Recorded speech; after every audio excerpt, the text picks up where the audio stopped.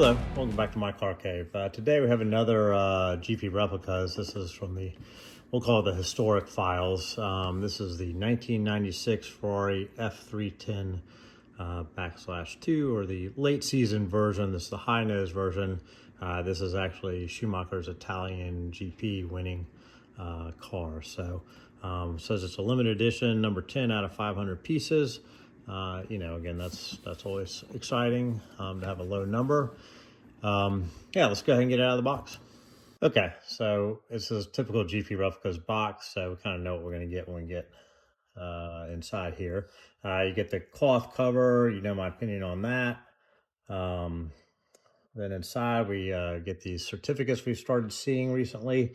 And I actually did some research on this. So this is now got this NFC kind of information on it, and this little QR code, and you can actually scan this and then scan it towards your car to verify that this is real. Again, I didn't know that counterfeiting these was a problem.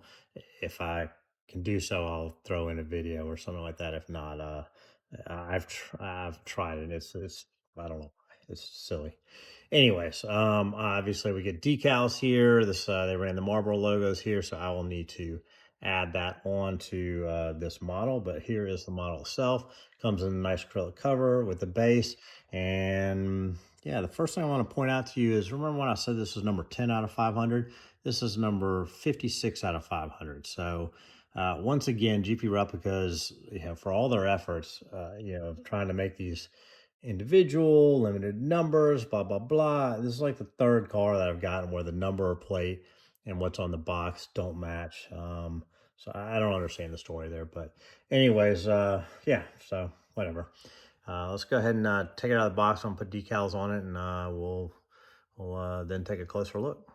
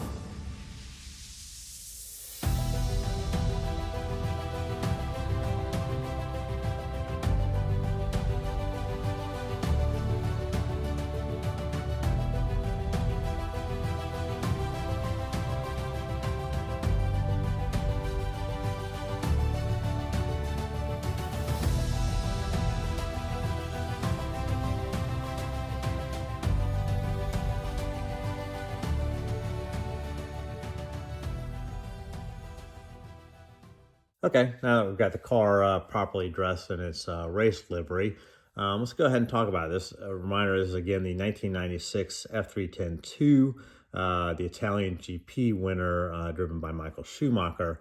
The 2 designates that this is the late season model with the higher nose. Ferrari began the season with a low nose version that came down to meet the wing. I actually thought that was an attractive looking design, and this one, not that this is not attractive, I think this is one of those that's so weird looking that it becomes attractive in and of itself.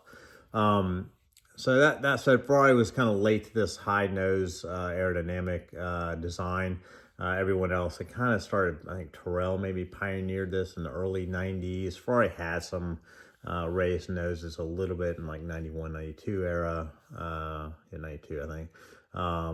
But they really did not fully commit till mid-season of 1996. So I think at the Canadian Grand Prix, they debuted this design, and then it carried out through the remainder of the season. Schumacher did win the Spanish Grand Prix with the lower nose cone design, but then he would obviously go on to win not only this Italian Grand Prix, but the race before it, which was the Belgium Grand Prix. Both of those kind of being low downforce tracks, so clearly in low downforce format, this car was a little more competitive. The remainder of the season, this car was a dog. I think Eddie Irvine described as the worst car he had ever driven. Schumacher was not so unloving of the car. He obviously did win 3 races in it, but again, I think we all agree this was not one of Ferrari's better efforts. This was Ferrari's first use of a 3-liter V10 engine. They had been using the V12s up to this point, which were obviously more powerful, but also more thirsty with the gas. So the V10 seemed to be a good compromise between power and fuel efficiency. The V8s, I think, were a little more, they just weren't powerful enough relative to other cars. So Ferrari not only joined the high nose club, they also joined the V10 club in 1996. Other design kind of elements that, this is an era where they were starting to progress with the higher side pods for helmet protection. Post not really Senna. I think there was another accident with Mika Hakkinen in '95 where he nearly got his head dinged. That prompted this kind of higher side profile. And I think they moved away from a hard surface here to this kind of foam element, which still exists today in F1. So anyways, that's kind of really the only kind of notable stuff. For me, this car I think is, I've always loved the design. I love the side pod designs. It's kind of circular intake. It's kind of raised off the platform or the floorboard.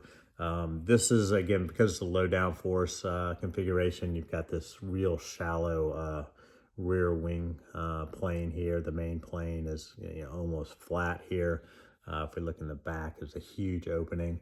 This one is devoid of the side winglets that would appear in front of the rear tires that we saw for most of the season on the other variants that were run. So again, because this is a low downforce version, those were removed, as well as there were some turning vanes down here, similar to the barge board. There was a one that would sit in the front here, in the intermixed within the suspension. That's not on this version of it. But so that's kind of the 1996 F310 2 late season model. Mini Champs made one of these a million years ago. It's been a nice representative for my collection. This is obviously a higher quality version, and we can maybe look at the two a little bit later. So in terms of quality, this is typical GP replicas. Actually, I think this is an outstanding model. Sometimes the modern ones don't come out as well as the older ones. I can't put a finger on it. But anyways, let's just kind of get through some of the quality details. As always, you get amazing carbon fiber decaling. It's this super glossy checkered pattern that is really kind of reflective and glossy. It looks fantastic. When I look at some of the pictures, the carbon fiber is fairly glossy. I don't know that the floorboard was that glossy.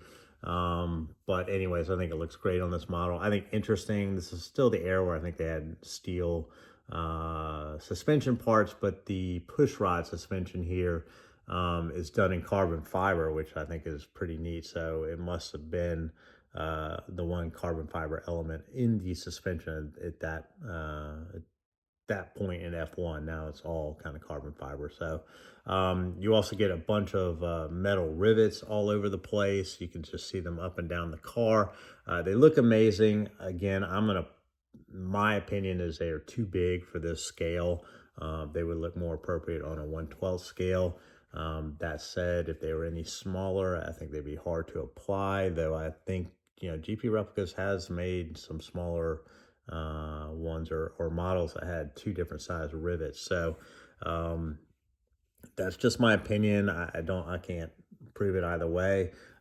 Just a note, when I was doing the decals, I went back to kind of reset some stuff, and I noticed some of the rivets pulled off when I tried to move these decals. So whatever, either the decal set that I was using was ruining the bond of the glue, or they're just super fragile. But anyways, they're the other part is when they're under these decals, you can see these bumps and stuff, and I have a decal set on there. I don't know if it's going to fully clear up, but that's kind of annoying. I mean, I suppose I could pull all the rivets out, but and then the decal would sit a little bit nicer. But anyways, that's just, a kind of little trivial issue. I think Schumacher's helmet looks really good. This time it's that Aero helmet, which I always loved. Hopefully it stays in focus here. It's got a, yeah, it looks like a plastic visor, clear visor, but it's so dark that you can't see the person inside, which I don't really like seeing that kind of stuff. Looking inside the cockpit, you have a metal or photo etched seatbelt buckle, as well as a fabric seatbelt, so that looks really nice. Interestingly, this is the first car, I believe, to have instrumentation on the steering wheel. So this kind of red area is where you get the highlighted details, probably rev limiters and shift indications and stuff like that. Normally would have sat on the front cockpit of the car. This is, I believe, again, the first car to utilize it on the steering wheel, which is obviously prevalent in all cars in the modern F1 era. Now, another beautiful detail in my mind is this TV camera. I just think this really looks like it's made out of aluminum. It's got some depth to it. It's got some nice carbon fiber.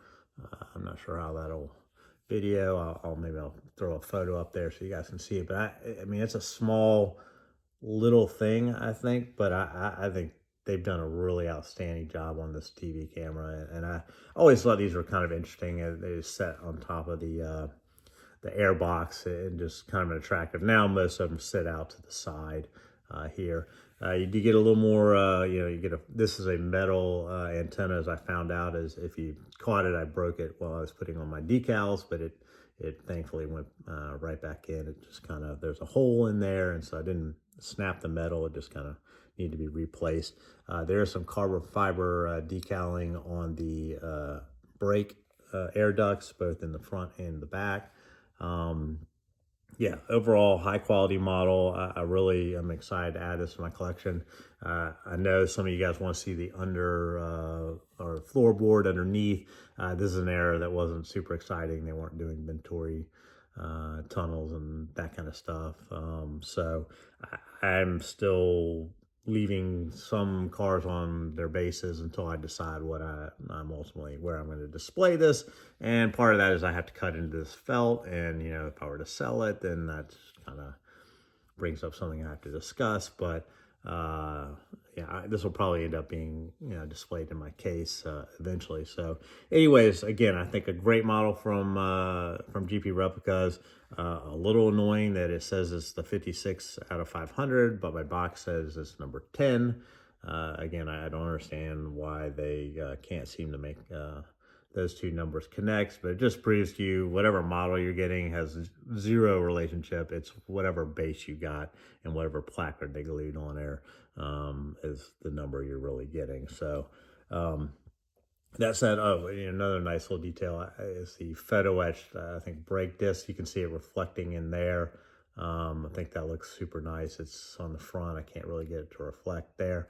But yeah, I mean, you can see that brake rotor in there reflecting it in the light. So again, fantastic model, super accurate looking to me. Happy to have it in my collection, and I wish they would make a low nose version with the Schumacher figure in it, and I wish they would make the 112th. I think they're gonna make this in 112th, but I have one already from Mini Champs.